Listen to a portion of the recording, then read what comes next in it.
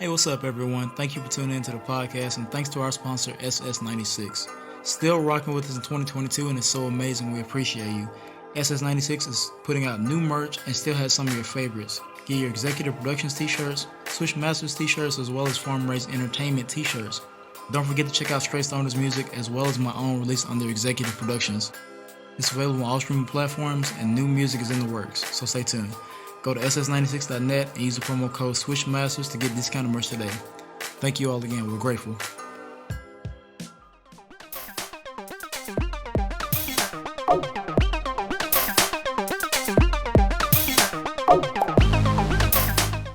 Obviously, the main news that happened over the past week is the return of Kyrie Irving to the Brooklyn Nets. But because as you all know, Kyrie is still not vaccinated.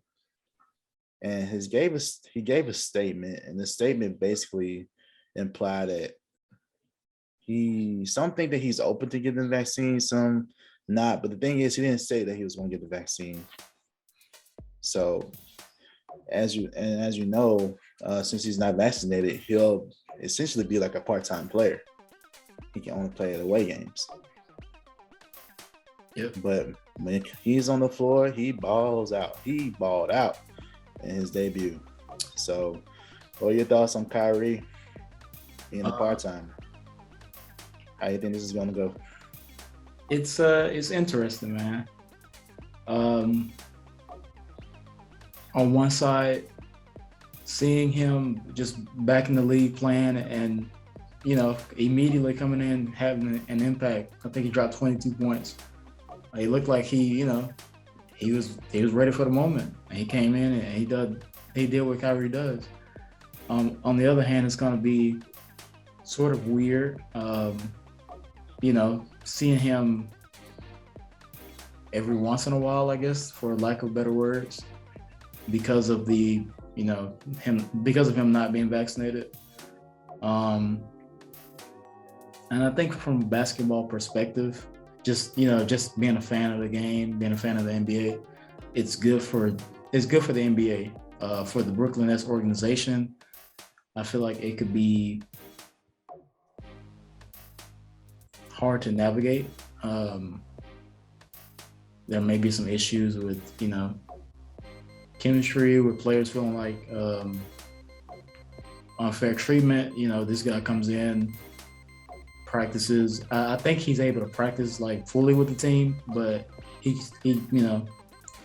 can't play in home games. So it's kind of like, he's not really a full participant, and they may rub guys the wrong way. I don't know, but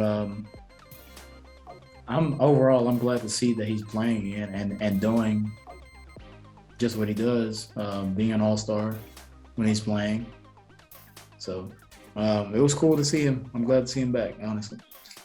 Yeah, it's also good that he was also aggressive when he came back. It's not like he was settling or being passive. He was like, man, I'm gonna get this bucket. I think the first shot was basically almost an air ball, but that's you're aggressive. It's his first shot in a long time, but he balled out. Yep. My only concern is this: COVID is ramping up. You don't know what these other cities might pass as far as ordinances may go. What if they decide to do, you gotta be vaccinated to like be in this venue and stuff like that? Then what will happen, right? It's something to think about as far as the team goes. But clearly he's an asset that you need to try to, because this championship a bust for the Nets. I don't care what anybody say. Yep. This championship a bust, especially as James Harden could potentially be a free agent. Kyrie can potentially be a free agent. They locked up KD, so that's all you need, honestly. But still, though, this championship a bust, and if they don't get there, we'll have to have another conversation about these players like James Harden and Kevin Durant, and we'll get there. We'll see what happens, but you got to think about that. And Kevin Durant came out with a statement that he wants Kyrie to play full time, but he's not forcing him to get vaccinated or anything like that. So you saw that too, right? So we got to see what's going to happen. But shout out to Kyrie. Glad to see him back in the league. It's better when he's there. Absolutely. So yeah, I don't know. We'll see. Let's see what happens, man.